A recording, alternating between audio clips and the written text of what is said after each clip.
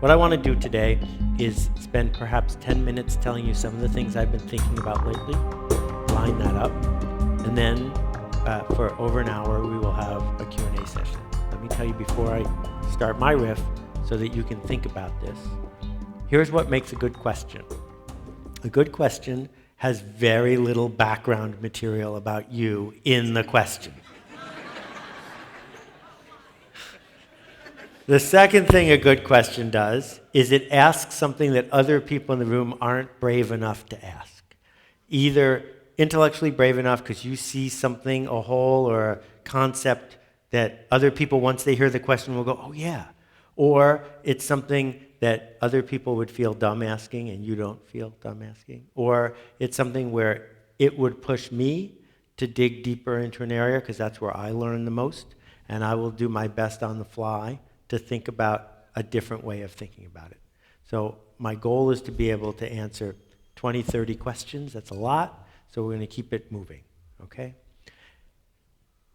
But we begin with a couple problems. The first problem is that half of the children in Ethiopia are malnourished, half.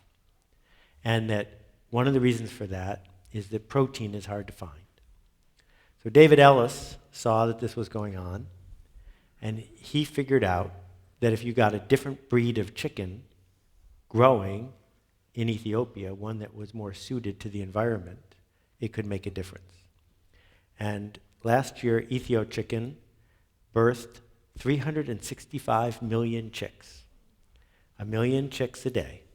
And 40 days after those chicks are born, they go to a farmer who buys them, 1 or 2 or 3 at a time, and those chickens last for months or years laying eggs.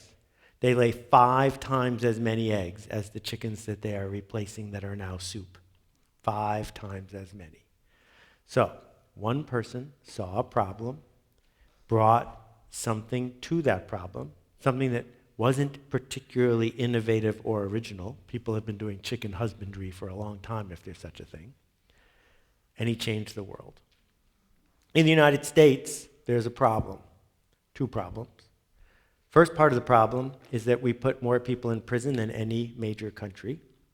And the second problem, even more pathetic, is that we make it really hard when they get out of prison for them to have a life. 77% of the people who go to prison go back. Kat Hoke saw that there was a problem, and at the age of 26, with very little resources, she decided to do something about it. And she built an institution now called Defy Ventures. And if you are part of Defy Ventures, there's only a 6% chance you're going to go back to prison. Basically an infinite increase in good results. And I have 300 other examples of problem identification and solution. These people, Jacqueline Novogratz, who runs the Acumen Foundation, Nathan Winograd, who invented the no-kill animal shelter in San Francisco, are changing the world. And they're my friends, and I am proud to know them. But when we think about it, we realize 2 other things. The first thing we realize is they're not changing the world. Their teams are changing the world. The people who have supported them are changing the world. The people they have influenced, or the people who are copying them, or the people who have let them into their facilities are changing the world. So really, we are changing the world. And the second thing is that in every single one of the cases I told you, no one picked these people to do the work. No one gave these people adequate resources. No one told these people that they were right. And in fact, most people told them that they were wrong.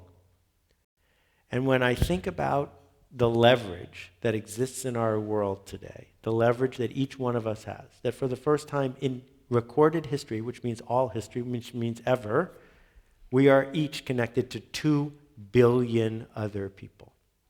So when I was in Kibera, the largest slum in Kenya, I was working with people. They actually have one of the largest and most active book groups I've ever engaged with. People who make $3 or $4 a day, and they all have a phone, and their phone is connected to your phone. everywhere in the world, people are connected to one another for free. And what are we doing with it, right? What are we watching on our phone? More cat videos?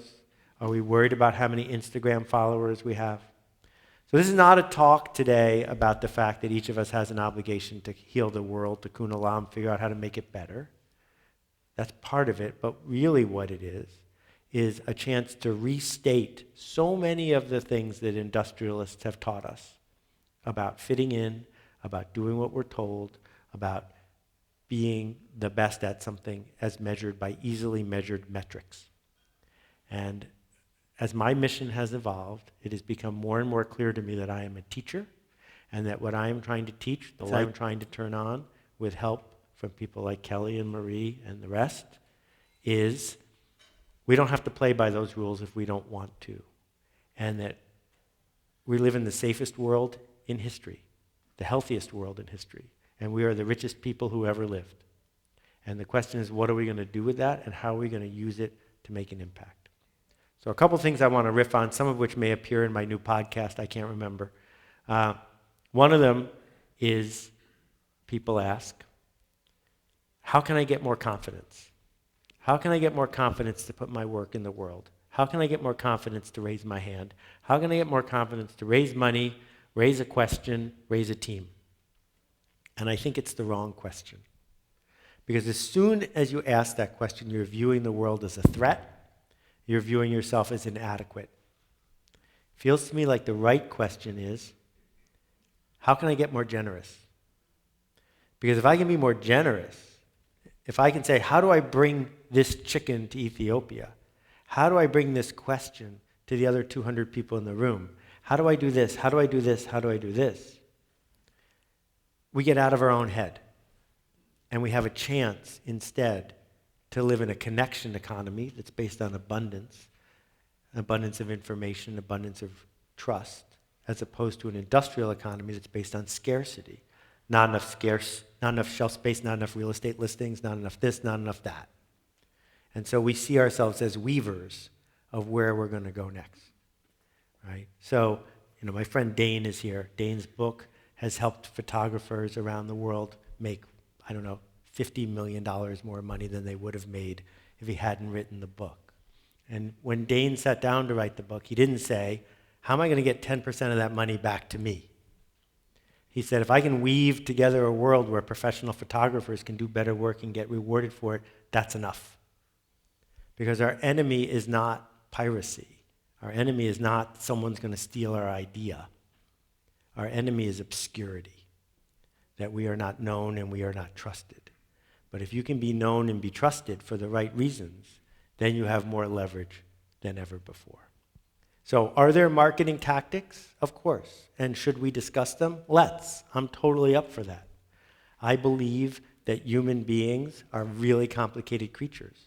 Nobody here drives a used Yugo, even though it's the cheapest car available, right? Nobody here is dressed head to toe in polyester that they bought at the dollar store down the street. It would keep you from being naked. The Yugo would have gotten you here. But we make choices.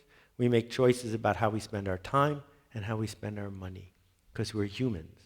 And as humans, we're operating, always bouncing back and forth between fear and possibility.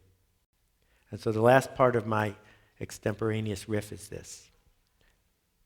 One of the things that Kat taught me is that you can't be curious and angry at the same time.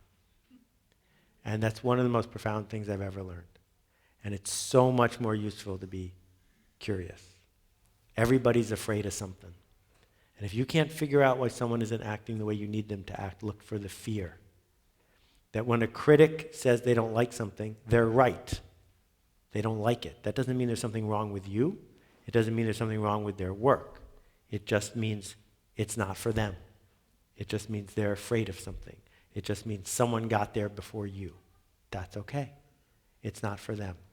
I am not a mass marketer. I am not interested in reaching everyone. I don't think you should be interested in reaching everyone. Everyone doesn't buy anything. Everyone doesn't vote for anyone. Everyone doesn't do what you want them to do. But someone does. And enough someones, and you can make a life.